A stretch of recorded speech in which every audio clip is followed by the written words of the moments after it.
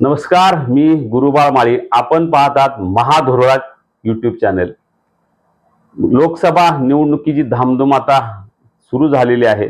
यामुळे प्रत्येकाला एक उत्सुकता आहे की प्रत्येक मतदारसंघात काय राजकीय हालचाली कशा पद्धतीने घडतायत, पडद्यामागच्या हालचाली काय आहेत, पडद्यावरच्या हालचाली काय आहेत, याची उत्सुकता निश्चितपणे असते. कारण प्रत्येकाला आपल्या प्रभागात किंवा आपल्या मतदारसंघात किंवा राज्यात किंवा देशात नेमकं कसा प्रचार सुरू आहे, प्रचाराचे मुद्दे काय असतात किंवा काय आहेत किंवा काय होते याची उत्सुकता असते. आपण आज एका वेगळ्या विषयावर चर्चा करणार आहोत. ती निवडणूक तो विषय म्हणजे निवडणूक कशी फिरते. बऱ्याच वेळा एखाद्या घटनेनं, एखाद्या वाक्यानं, एखाद्या आरोपानं, एखाद्या प्रत्यारोपानं, एखाद्या विधानानं निवडणूक फिरत असते.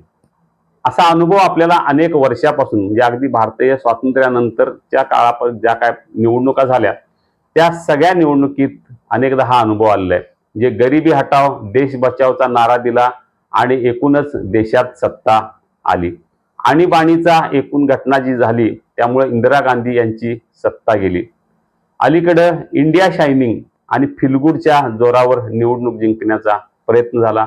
अच्छे दिन या एका शब्दाभोवती निवडणूक फिरली आणि देशभरात वातावरण तयार झालं. म्हणजे एखादा शब्द अख्खी निवडणूक कशी फिरवू शकतो याची अनेक उदाहरणं अगदी देश पातळीपासून ते राज्य पातळीपर्यंत आणि अगदी कोल्हापुरापासून पर्यंत ही उदाहरणं निश्चितपणे आपल्याला दिसतील. कारण कोल्हापुरात आमचं ठरलंय हे जे गेल्या निवडणुकीत वाक्य आलं त्यामुळे अख्खी निवडणूक फिरली. जे आमचं ठरलंय वाक्य देश पातळीपर्यंत पोचलं. म्हणजे महाराष्ट्रातल्या प्रत्येक मतदारसंघात आमचं ठरलंय हा शब्द गेला होता.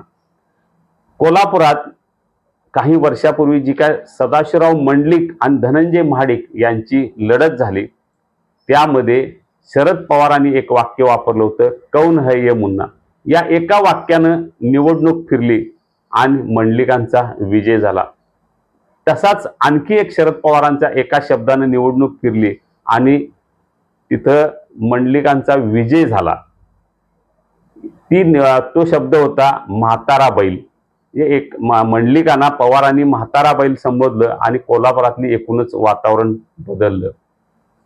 अशा काही आणखीन शब्द आहेत, घटना आहेत की राजू शेट्टी जेव्हा पहिल्यांदा आमदारकीच्या निवडणुकीला उभारले तेव्हा त्यांनी अनेक ठिकाणी पोस्टर लावले की साखर कारखानदारांच्या विरोधात लढत असताना झालेला लाठीमार, त्यांच्या एकूण चेहऱ्यावर असलेलं ते रक्त, अंग कपड्यावर पडलेलं रक्त हे पाहून लोकांनी भरभरून त्यांना मतं दिली आणि निवडणूकच फिरली.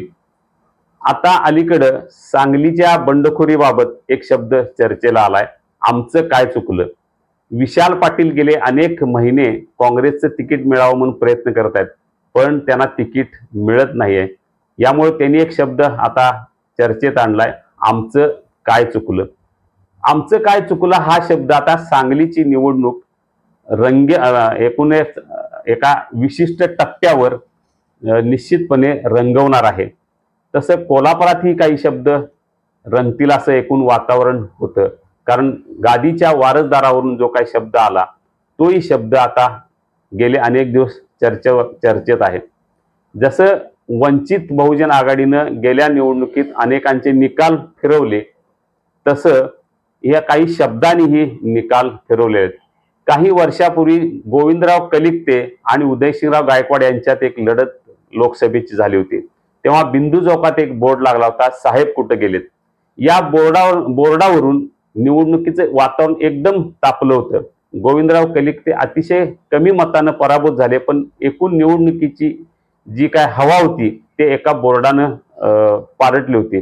गेल्या विधानसभा निवडणुकीत साताऱ्यात पाऊस पडला, शरद पवार त्या पावसात भिजले आणि त्यानंतर निवडणुकीची हवा पालटली. म्हणजे कुठली घटना, एखादं वाक्य, एखादा आरोप ही निवडणूक फिरवू शकतो हे आतापर्यंतच्या एकूण राजकीय हालचालीत आपल्याला दिसलेलं आहे. ह्या घडामोडी अतिशय महत्त्वाच्या असतात.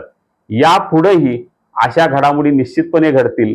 कारण एखादा आरोप झाला तर तो आरोप त्याचं प्रत्यारोप करत देताना तो कितीपर्यंत ताणायचा, तो आपल्याला किती फायदेशीर होईल हे उमेदवार किंवा तो पक्ष निश्चितपणे पाहत असतो, तो कॅच करत असतो।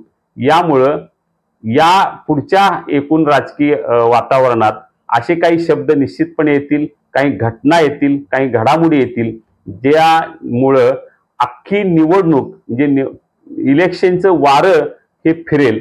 म्हणजे ते शब्द कुठले असतील, ती घटना कुठली असेल, ती घडामोडी कुठली असेल, हे आपल्याला येत्या काही दिवसात निश्चितपणे कळेल। पण आतापर्यंतच्या इतिहासात काही घटनांनी, काही घडामोडींनी अख्खी निवडणूक फिरवली, हवा पालटली, त्याचा निकाल उलटा किंवा सुलटा लागला। आपण बऱ्याच उदाहरणावरून ते सिद्ध झालेलं आहे। त्यामुळे आता उत्सुकता आहे या निवडणुकीत कुठला शब्द कसा फिरेल आणि कुठली निवडणूक कुठल्या शब्दाने फिरेल। धन्यवाद।